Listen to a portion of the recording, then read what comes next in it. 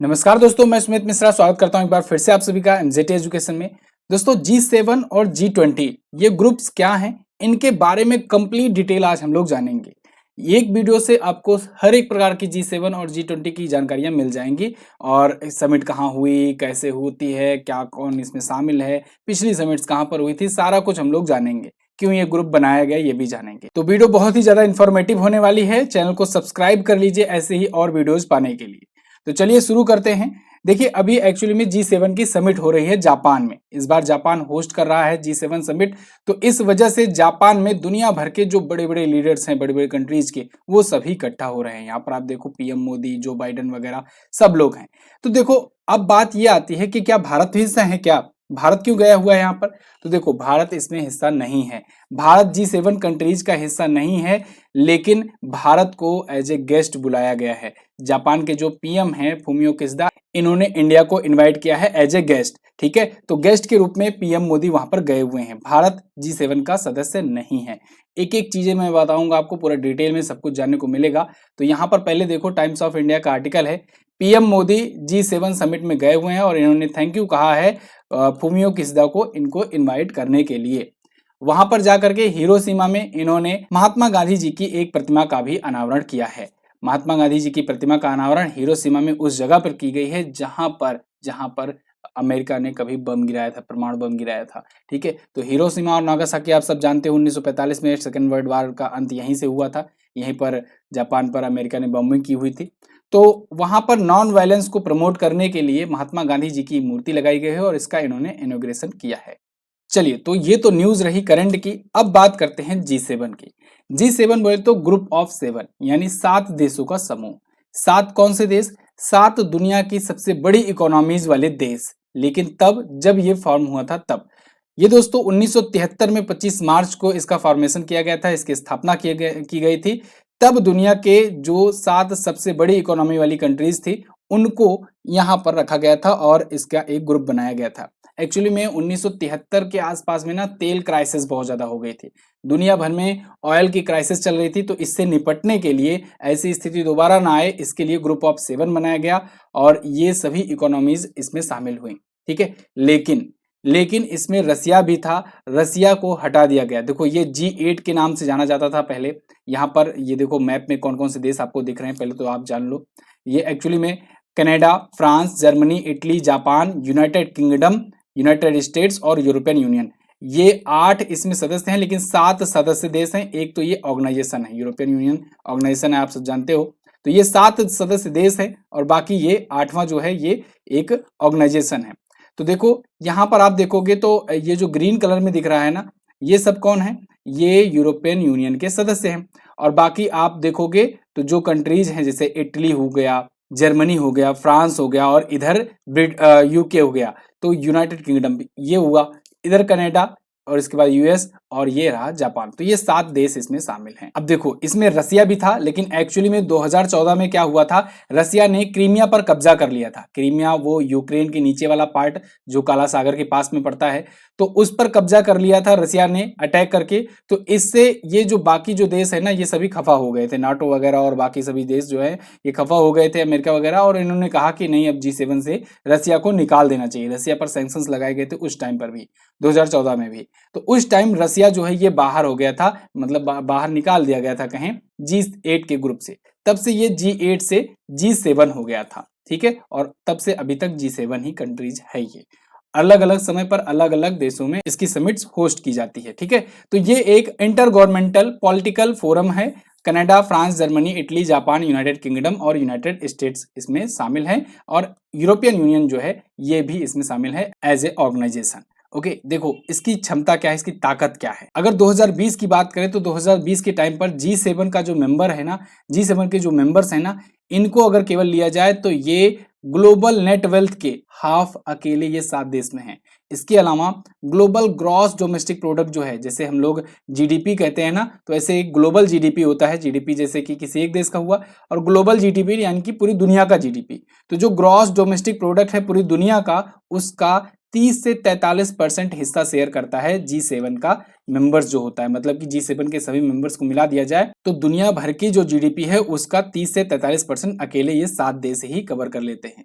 इसके अलावा 10% of the world population, दुनिया भर की पॉपुलेशन का 10% पॉपुलेशन ये G7 कंट्रीज से आते हैं। ठीक है, ग्रेट पावर्स है इन मेंबर्स के पास में, क्लोज पॉलिटिकल, इकोनॉमिक, डिप्लोमेटिक और मिलिट्री रिलेशंस हैं। ठीक है, तो इसके लिए ये बनाया गया था G7। ठीक है, ग्रुप ऑफ 7। अब पिछली कुछ समिट कहाँ पर हुई हैं, जैसे अभी 47वीं समिट हुई थी दोस्तों यूनाइटेड किंगडम में। तब बोरिस जॉनसन वहां के प्राइम मिनिस्टर हुआ करते थे, पीएम हुआ करते थे, और इन्होंने कॉर्नवाल में इंग्लैंड में इसको होस्ट किया था, अध्यक्षता की थी। 48वां हुआ था जर्मनी में, ओलाफ स्कॉल्ज की अध्यक्षता में। वो वहां पर नए चांसलर बने हैं, आप जानते हो अंजेला मार्केल के बाद वो बने हैं। ठीक है, तो वहां पर हुआ था जर्मनी में। 49वां जापान में हो रहा है, इस बार का संस्करण 49वां ही है, 19 से 21 मई 2030 को हो रहा है। और फूमियो किशिदा ये करंट टाइम पर प्राइम मिनिस्टर हैं जापान के, और यही अध्यक्षता कर रहे हैं। ये हिरोशिमा में हो रही है। अगली वाली जो 50वीं समिट होगी ये होगी इटली में, 2024 में होगी। ठीक है, और जॉर्जिया मेलोनी अगर तब तक प्राइम मिनिस्टर रहती हैं तो यही अध्यक्षता करेंगी। इसके बाद 51वां 2025 वाला होगा कनाडा में, लेकिन अभी एग्जैक्टली डेट और सिटी वगैरह जो है वो टू बी डिसाइडेड है, मतलब अभी डिसाइड किया जाना है। तो ये तो हुआ G7। अब बात करेंगे G20 का। ठीक है, एंड में दोनों में रिलेट करके मैं आपको बताऊंगा। G20 सेम ऐसे ही जैसे G7 है वैसे ही G20 है। वो ग्रुप ऑफ 7 है, ये ग्रुप ऑफ 20 है, यानी कि 20 देशों का एक संगठन है, एक ऑर्गेनाइजेशन है। ये 20 देश देखो, ये जो आपको ऑरेंज कलर में दिख रहा है ना, मतलब कि लगभग रेड कलर में, ये सभी देश जो हैं ये G20 के मेंबर हैं। इसमें देखोगे आप, यहाँ पर चाइना भी है, इंडिया भी मेंबर है, उसके बाद रसिया भी है, ऑस्ट्रेलिया भी है, साउथ अफ्रीका भी है, ब्राजील भी है। ठीक है, अर्जेंटीना, बहुत सारे देश यहाँ पर देखो, अमेरिका, मैक्सिको, कनाडा, सब हैं इसमें। लगभग जितने भी बड़े देश हैं वो सब इसमें शामिल हैं, बड़ी इकोनॉमीज वाले। ठीक है, अब इसकी क्षमता, इसकी ताकत जानो, इससे पहले देखो इसका फॉर्मेशन 1999 में किया गया था, 26 सितंबर को। ठीक है, मेंबरशिप में इसके 20 मेंबर हैं। इस बार की अध्यक्षता प्राइम मिनिस्टर नरेंद्र मोदी कर रहे हैं, क्योंकि भारत इस बार मेजबानी कर रहा है। ठीक है, तो इसके बारे में भी अभी हम लोग जानेंगे आगे। पहले आप G20 की पावर देखो, तो ये जो है ये most of the world largest economies का ये ग्रुप है, यानी दुनिया भर की जो भी लार्जेस्ट इकोनॉमीज हैं वो सब इसमें शामिल हैं। ठीक है, इसमें आप देखो कि ग्लोबल वर्ल्ड प्रोडक्ट का, यानी कि वही जो जीडीपी मैं आपको बताऊं, ग्लोबल ग्रॉस डोमेस्टिक प्रोडक्ट की बात करें तो 80% इसी में कवर हो जाता है। देखो वहां पर मैंने आपको क्या बताया था, वहां पर G7 के केस में मैंने आपको बताया था कि 30 से 43% का जो है जीडीपी वो उसमें शेयर करता है, लेकिन यहाँ पर देखो 80% जीडीपी कवर हो जाता है G20 के मेंबर्स को अगर मिला दिया जाए तो। अकेले G20 के मेंबर्स जो हैं वो 75% ऑफ इंटरनेशनल ट्रेड में हिस्सा लेते हैं, यानी 2/3 जो है, 75% जो है हिस्सेदारी से जो व्यापार होता है ग्लोबली, वो सभी G20 के मेंबर करते हैं। 2/3 of the global population, 2/3 he population भी G20 के अंदर कवर हो जाती है, क्योंकि इंडिया, चाइना वगैरह भी इसमें शामिल है। इंडिया, चाइना, इंडोनेशिया ये सभी सबसे ज्यादा पॉपुलेशन वाले देश हैं और ये सभी इसमें शामिल हैं।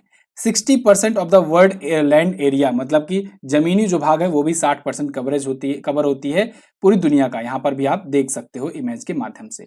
ठीक है, क्या पाकिस्तान इसका मेंबर है? नहीं, पाकिस्तान, अफगानिस्तान वगैरह इसके मेंबर नहीं है, लेकिन देखो सऊदी अरेबिया इसका मेंबर है। ठीक है, अब देखो एक चीज और, ग्रुप ऑफ 20 जो है ये भी एक इंटर गवर्नमेंटल ऑर्गेनाइजेशन है और इसमें भी यूरोपियन यूनियन शामिल है। ठीक है, जैसे G7 में शामिल था, तो इसमें 19 कंट्रीज हैं और एक यूरोपियन यूनियन है। ठीक है, बेसिकली ये 20 देश नहीं है, वो 19 देश ही हैं और एक यूरोपियन यूनियन इसमें शामिल है।